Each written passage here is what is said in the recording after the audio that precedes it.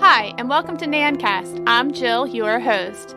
And now, a short word about NANNcast's research series from Dr. Medea Esser. NANN has been the premier organization for neonatal nursing-led clinical inquiry and research dissemination. Over the past 15 years, since the inception of the NANN Research Summit, neonatal nursing-led clinical inquiry and research has grown and continues to impact the fragile neonatal population and their families. To commemorate, educate, and support the continued work in this realm, NANNcast is joining forces with me, Dr. Medea Esser, and Dr. Tiffany Moore to put together the Nurse Scientist mini-series. Tiffany and I, better known as Medea, have been instrumental in the elevation of NANN's research agenda over the last couple of years and serve those neonatal nurses interested in learning and performing neonatal research and clinical inquiry. Together with Jill, Tiffany and I have worked to ensure this mini-series will provide information related to the various aspects of NANN's Research Institute through interviews and conversations with neonatal researchers, nurses, and professionals. We look forward to releasing a new Nurse Scientist episode every other month and sharing how you can embark on your own research journey. Today, 3 NANN members are on a mission to make research more accessible to fellow NICU nurses, leading the initiative of growing NANN's pillar of research. And our guests for today's episodes are Dr. Medea Esser, member of NANN Board of Directors, and also a board liaison to NANN's Research Institute Steering Council, Research Committee, and Small Grants Committee, Dr. Amy Koehn, the current chair of the Small Grants Committee, and lastly, Dr. Ashlee Vance, a member of NANN's Small Grants Committee and also a recipient. Let's get right into it. Hello, ladies. Thank you so much for joining us today. So, starting a research journey is so overwhelming and can be intimidating. A lot of nurses have those critical questions, but they really struggle with the next step. Can you tell us about the Small Grants Program and how it can be assistance with new nurses starting their research journey? Okay. Well, yes, that is true. Just the thought of research can be very overwhelming for some people, but it really need not be. So what the Small Grants Committee does is oversees the allocation of funds that have been given to NANN to promote research within the neonatal population. And that can be not only the patients themselves, but patient care processes, the families that are involved, and other support systems that happen within the NICU. So I am the oncoming chair for this committee for the next 2 years. And so as the oncoming chair, I will be helping to oversee the application process. We will be reviewing submissions as a committee and then supporting the work of those who are chosen for the small grant awards. Yeah, and I'm Ashlee. I am a member of the Small Grants Committee, and so I help review proposals, discuss with the other members, what we like about the grants and what we think might be a great fit with the research priorities and the other core priorities for NANN. And so I, volunteer in this position and feel really grateful to be able to give back to NANN and other nurses, especially having experience with receiving a small grant and then also now being able to be on service through the organization. Thanks, you two. You are really integral members to this whole Research Institute for NANN as we start this series off with a lot more information for nurse scientists. Myself, the board liaison for small grants and the Research Institute for NANN, I find it really exciting to have members and chairs part of our institute that have experienced all that NANN has to offer. So it's really great to have you guys here for this podcast and discuss this in a little bit more depth and clear it up for those that might be interested in starting this journey and, having a couple dollars in their pocket to help this out would be even more beneficial. Yeah, I think that's so perfect. One of the things that I really want to encourage nurses and others to consider is that one of the great things about the NANN small grant program is that you're talking to a community who speaks your language.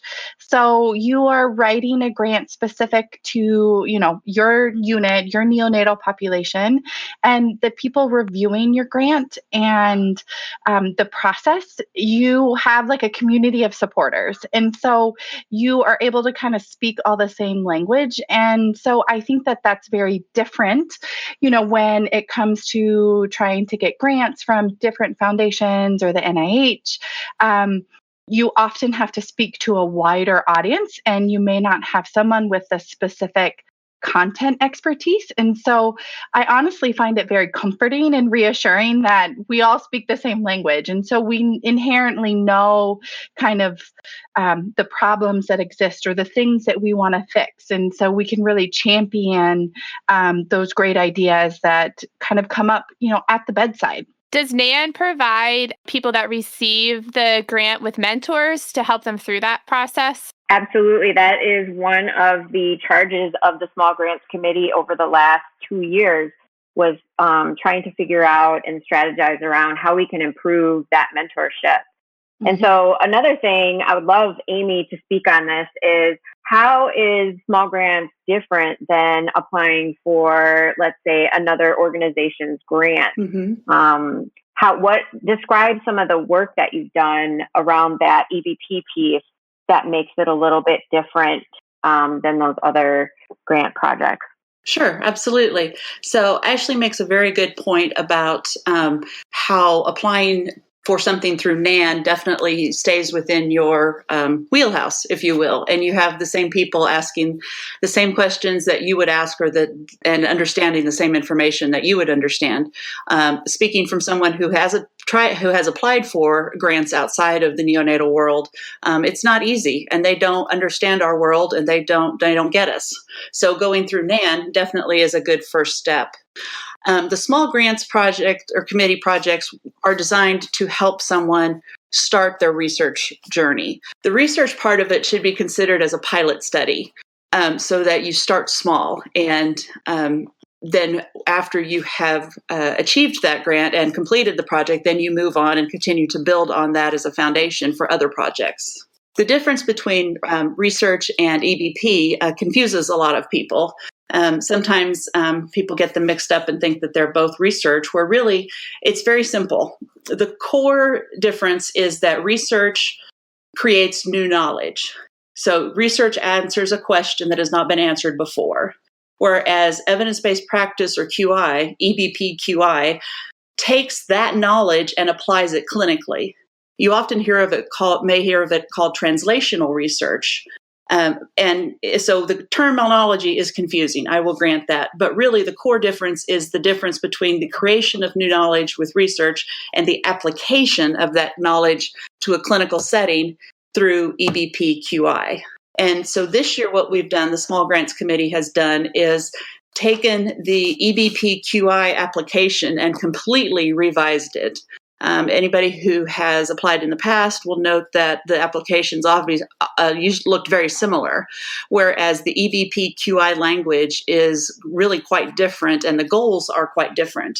So we have revised the application for an EBP QI to reflect that language and to reflect those goals, so that it is very different from research, which is the creation of new knowledge, versus the application of that knowledge to a clinical setting, as in EBP QI. I think Ashlee can speak to some of that as a past receiver and applicant. But as the board liaison, what I see between that revision of the EBP QI and the applicant's experience or those people that receive it, we can tie this into the research summit in many ways as well, which Ashlee was also a participant. I think that link is also kind of a unique aspect of NANN's, support of neonatal research. No, I was just going to echo what Amy said about the difference. And, she provided great clarity to that. And so I have also thought about it in ways, if we think about evidence-based or QI projects, you are typically implemented unit-wide, kind of system-wide. And so it's going to kind of capture your whole population.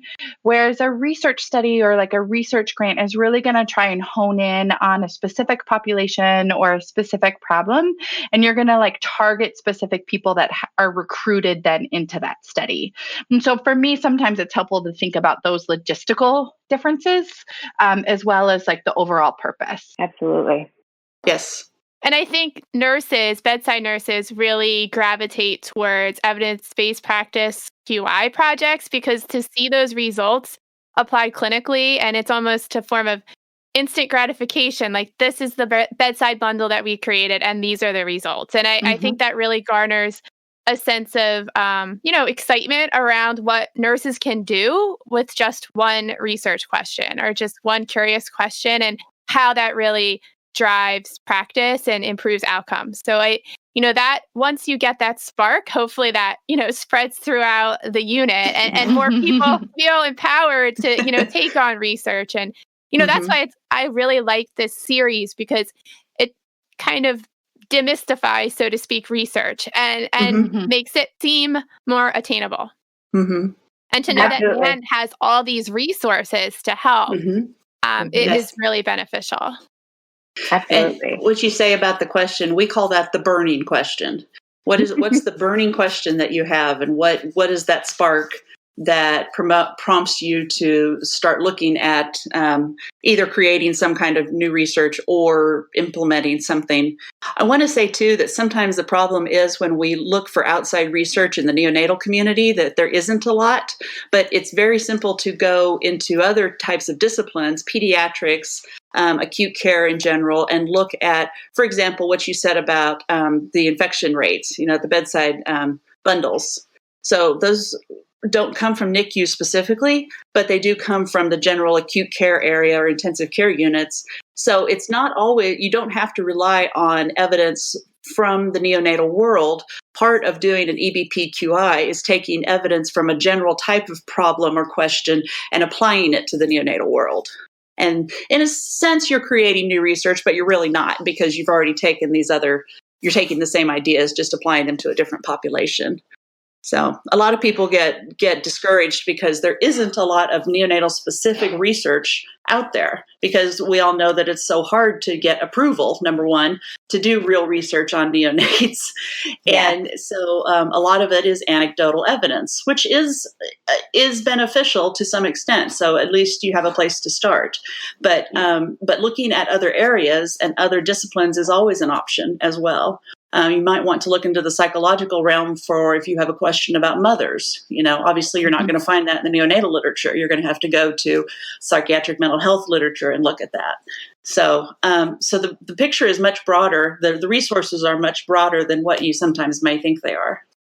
As reviewers, Ashlee and Amy, you're the developer of this new EBP QI application. What do you think is one of the biggest struggles or hurdles or barriers for those bedside nurses that don't necessarily have this through doctoral training or some sort of structured training program when they apply for the grant? I think one of the biggest obstacles is that it's super important to get your organization behind you before you apply. That is one of probably the biggest things that the reviewers are going to look at is because, as we know, nobody does anything in a bubble anymore. You have to have a team, you have to have an interdisciplinary team, and you have to jump through the hoops of the different approvals in order to get something going. And that it's doable. It can be frustrating, I will grant, but it is very doable. But really getting as a bedside nurse, you need to have your administration and your nursing manager or your charge nurse or whatever the title is, behind you and supporting you in beginning an EBP QI project. Yeah, absolutely. And I think the other thing is just being confident in the way you frame the problem and kind of the way you frame the research question, I think that it can really come across in the proposal, whether or not the person, the team has like a really good grasp of what it is that they're trying to answer, fix, or improve upon with an EBP project. I like to look at the proposals to see that they've really tried to identify the problem and are confident in how they want to then approach it. And are planning to approach it in a stepwise, consistent manner, a very focused manner. Some projects that we see, they start with question A, which questions often to A1, then it goes to A2, then they come back to A, and then all of a sudden they're on D. And so it kind of wanders. So your proposal needs to show a good outline of the steps that you're going to take in order to accomplish this EBP QI. Great explanation. That's perfect. I think, Jill, as a bedside nurse, what do you find the most intimidating even thinking about applying for a grant? Oh, just the whole process. We all have a bedside nurse. We all have those burning questions. We sit around and we talk, why do we do this way? This would be better. So that's not the difficult. I think it's intimidating to gather all of your questions, form how you want your proposal to be, and have that, as Ashlee said, have it very succinct and show that, you have a plan and how you're going to follow that through. I had to stand before my organization's IRB, and it's a NICU in an adult hospital. So that language, that came up. They had no idea really what I was speaking to. So there was a lot of questions. So, as a nurse, a NICU nurse, you need to be prepared when you present that information to an IRB, which has little to no knowledge of NICU nursing. So, I think it's the preparation that I feel most nurses are intimidated or overwhelmed with. But to have a mentor, and that's the most important, I think, and to find somebody that can speak your language and can give you the education and the encouragement to move forward. Because, we do meaningful work at the bedside every day. And, we just need to take that further and show how we can drive change and outcomes. Yeah. And I will say, even now, still working on writing grants, I still have to remind myself to be clear, to be concise, to write with confidence. And so I think it's understanding that there's grace in that it's all a process. But I would echo the fact that finding a mentor, or even like asking people for examples, looking at other projects, getting copies of grants and just laying your eyes on examples, or talking to people who have submitted grants previously in any kind of mechanism. It is, you do have to be self-motivated and kind of proactive in that sense. But I know that when I was, I still look at other people's work, trying to think of ways to improve, look at their writing style or the language or however that may be. So there is also a lot of understanding that this is a process, and we are hoping that we are getting grants from nurses who are, again, like we said, starting their research career. And so we definitely understand that perspective, and we review the grants from that lens.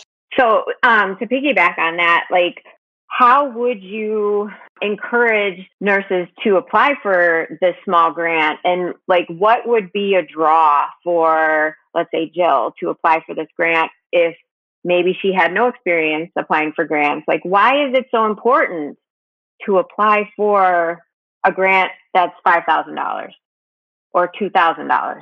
Well, I think that I don't know that the most important thing is to apply for the grant per se. The most important thing is to improve the care of our babies and their families. That's really the most important thing. So if the means to do that is by doing an EBP QI or creating new research to answer a question, letting your professional organization support you monetarily doing that is the benefit.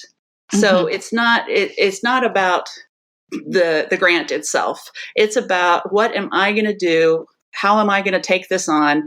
What can I do to improve neonatal care? And you'll find that a lot of times if you do a project in your own unit and disseminate it, it becomes common practice in other units. So you're not just impacting baby care in your unit, you're impacting potentially across the country. So I think that's pretty cool, honestly. Mm-hmm. And really, the purpose of the grant is to, as Medea said, help you outline the project ahead of time, get your steps in order, get your ducks in a row, and then financially support you as we can to do those things, and then help you disseminate and offer you a podium to present your project after it's completed. Mm-hmm. Yeah. And I would say that's one of the best things about I guess I would call it maybe the integral pieces within NANN, is that you have the opportunity to submit a grant with funding. You are asked to come back and present at the national conference. Mm-hmm. And then you also have the opportunity to speak, the research summit. And there are just like so many opportunities to help grow your professional development, but also, disseminate the information so then other people can continue to improve the care of the babies. And so I feel like it's just really seamless across the Mm-hmm. NANN platform, if that's, Mm-hmm. how we want to refer to it. And so and that's our goal with it, right? Like Absolutely. connect all the dots. Yeah. And I would say for somebody who's looking to get started, if there is an author of articles that you're passionate about, if you have seen this person present or have that person's, recorded lecture that you like, contact that person. I mean, we live in such an open society right now that you can email, contact anybody. And I remember as a new practitioner, and then as I started, I'm like, oh, they don't want to hear from me. I'm just like nobody. I don't want to know. Yes, we do. Actually, now that I'm on the other side of that, now I know that we do, because we want to know what is going on. When I say we, I'm talking about researchers, academics, professors, those kinds of. We want to know that what's being done at the bedside and what needs are out there in our population. So, contact somebody, say, hey, I want to start doing this, but I don't know how to get started. Can you help me? And I promise you 9 times out of 10, they're going to say, sure, absolutely. Or point you in the right direction, right? Or point you in the right direction. If they can't help you, they will find somebody who can. Yes, absolutely. So reach out you should never try to go this alone. This needs to be a team project from the word go. You need friends, you need support, you need some people you need just because they're of their position within the organization, you need their support. Some people you need their support to talk you off a ledge once in a while. So, right. So, all the things. So don't ever try to go this alone. And that's what's so amazing about research. It's the network that you create with other people. And really you can toss ideas around, or what are you doing in your unit that you find successful? And just the sharing of ideas is what's amazing. And NANN has that great ability to connect people, with their forums, and just, like you said, just email someone. It's very easy, to get information and kind of move you where you need to be. Right. Absolutely. And don't be afraid to reach out to the Small Grants Committee members or anyone in the Research Institute if you have questions. We're happy to, guide you, point you in the right direction, support you. Whoever's doing research is always very passionate about their topic and would be willing to talk about it forever. So, you kind of have to be to keep going. Yes. You do. And that's another piece of advice I would say for somebody getting started is make sure it is something you love, because I promise you at some point you will be so sick of it that you will never want to talk about it again. So make sure it's something you're passionate about that you can continue on and keep going with, and aren't going to hate every minute of it because you hate the topic. So, Ashlee, we've talked about how you have received a small grant, and you mentioned, your experience a little bit with reading the grant applications and what you guys are looking for. But can you tell us the other side, and can you bring the process to life for someone that's applying, since you've already been through everything? Yeah, absolutely. I will say that I had the gift of having a mentor tell me about the small grants program. And so she is very involved in NANN. And again, I think sometimes it's just knowing what's out there.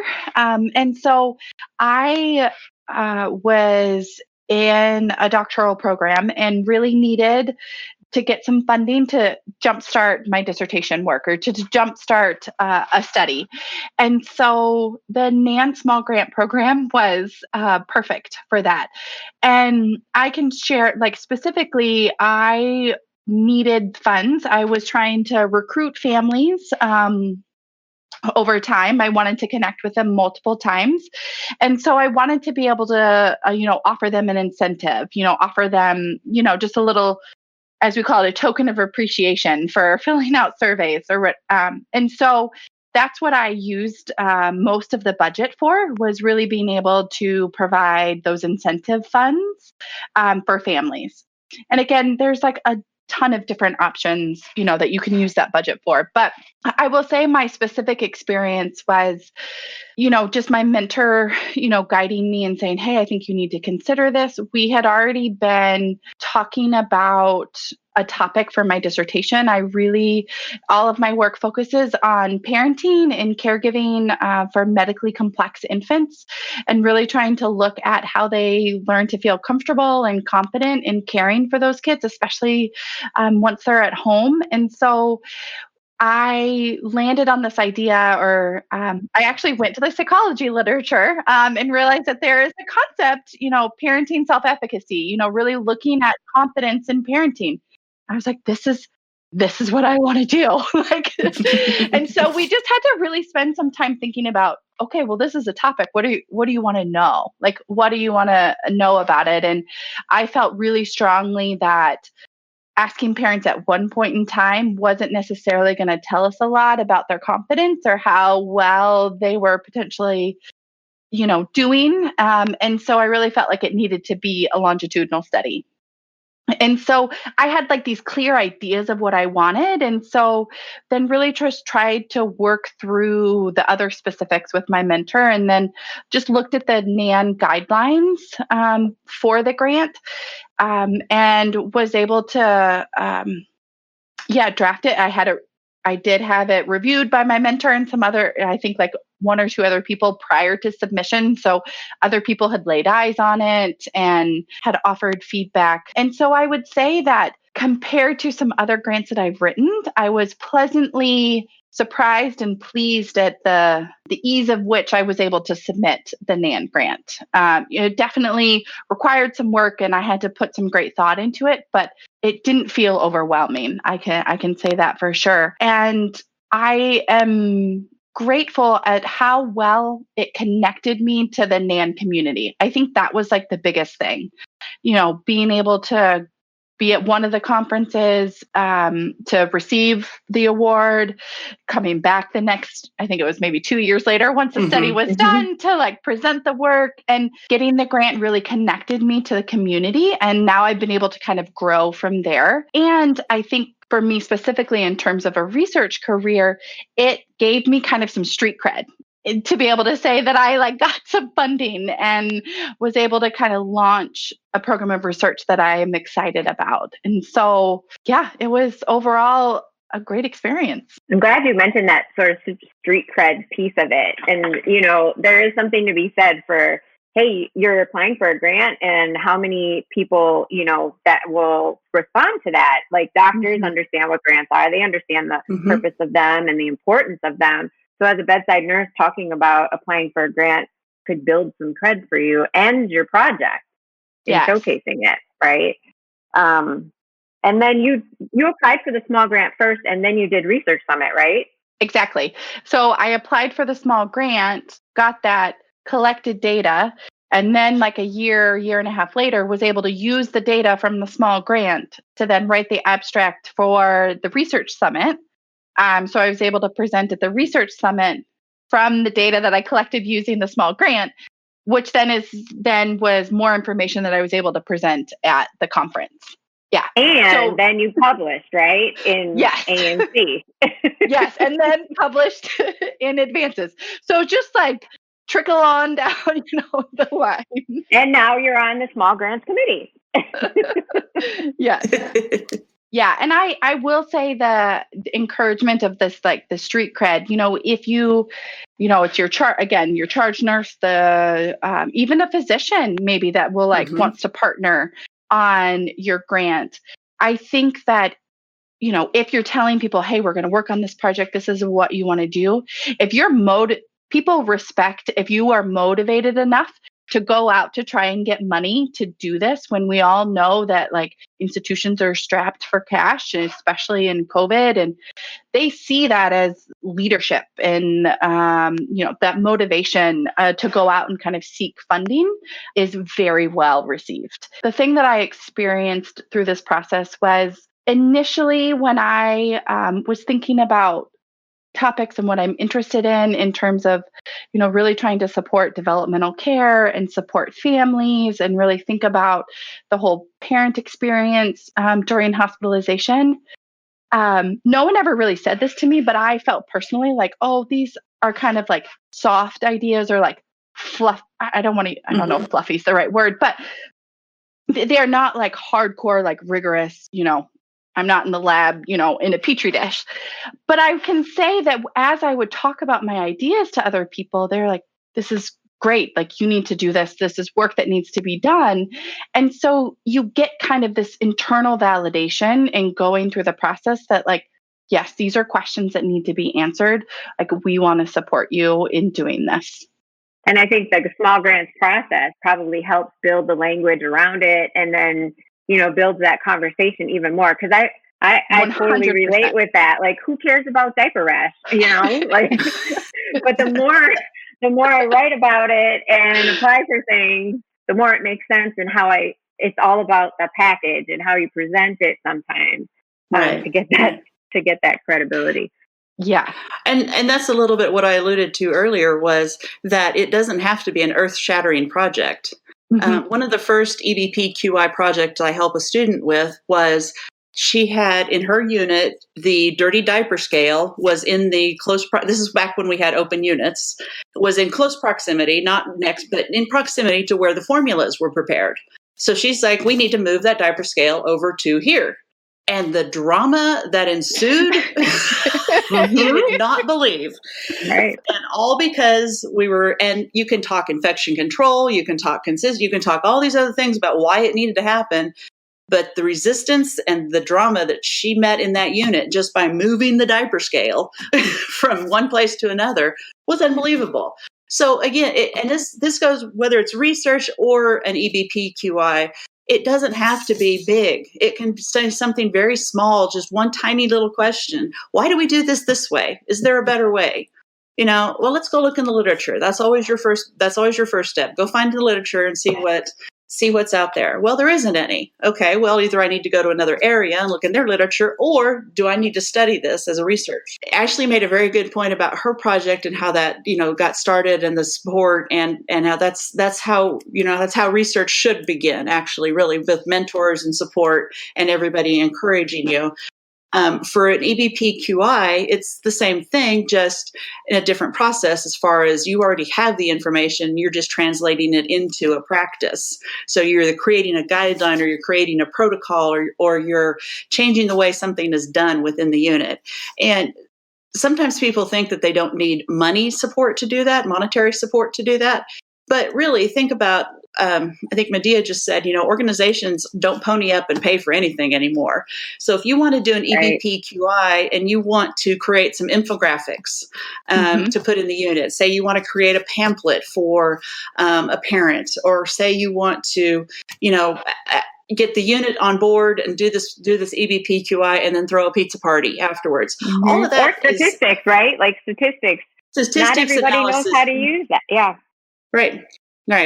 And so fun, things like that. If you think about things that you will need to do that, you can ask for money to support you in doing that. And that's what we're for, essentially. That's why we're here, is to support. So even in EBP QI, those hidden costs that will make your project easier or better or whatever, or make it come to fruition in whatever way, that's what we're here for.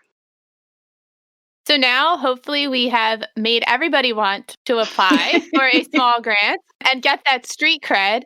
When is the deadline to apply for the small grants? We think it's going to be sometime it's going to open up sometime in January, either late December, early January, and then March 15th is when it closes. March 15th of 2021. Well, thank you guys so much for joining us today and, sharing your passion for research. We learn from each other every day, and our patients benefit by your knowledge and our knowledge that we gained from research. So thank you so much. Thank you so much for having us. Thank you for having us. Yes, thank you for coming and joining us. There is so much to cover within the realm of research, and the conversation can't end here. To keep the discussion going, make sure you subscribe to NANNcast so you never miss an episode of our research series. This podcast is made possible by listeners like you. Thanks for your support and letting us into your ears. Have a great day.